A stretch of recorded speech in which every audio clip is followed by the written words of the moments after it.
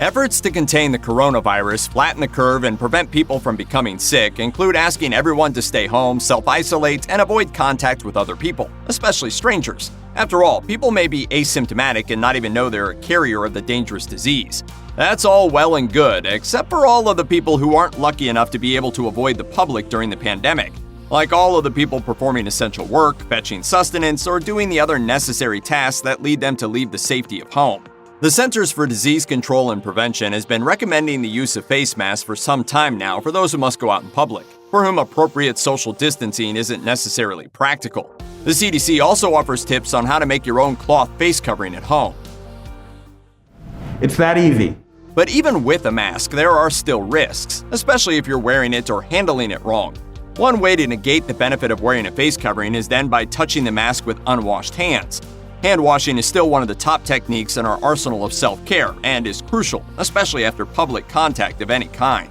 As Dr. Jay Woody, Chief Medical Officer of Intuitive Health, told Best Life, your first line of defense against spreading the virus is to wash your hands. There is a lot of room for cross-contamination and even self-contamination.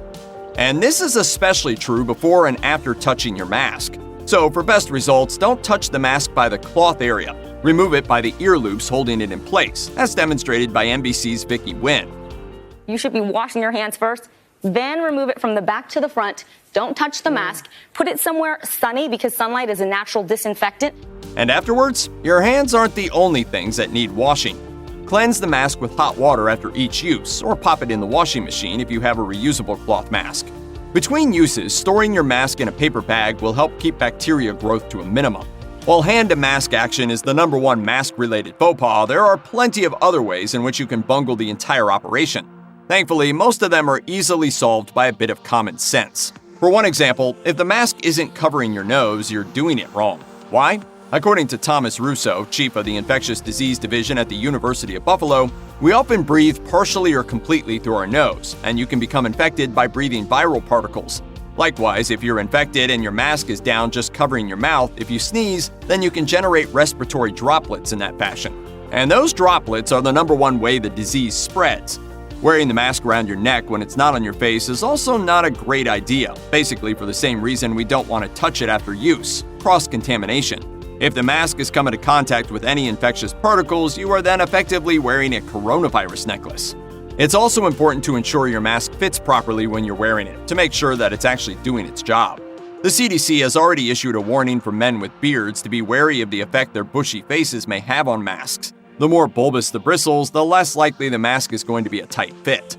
According to Aaron Sorrell, an assistant research professor in Georgetown University's Department of Microbiology and Immunology, you're not going to get a perfect seal with a surgical mask or with a homemade mask, but you want to make sure it fits properly. It needs to be comfortable so that you'll wear it, but secure enough that it doesn't slide down. Generally, that means fiddling with the straps to ensure the gaps on the sides are minimized and that it's not bouncing all over the place. Not all heroes wear masks, but in this case, doing so at least puts you on the right team.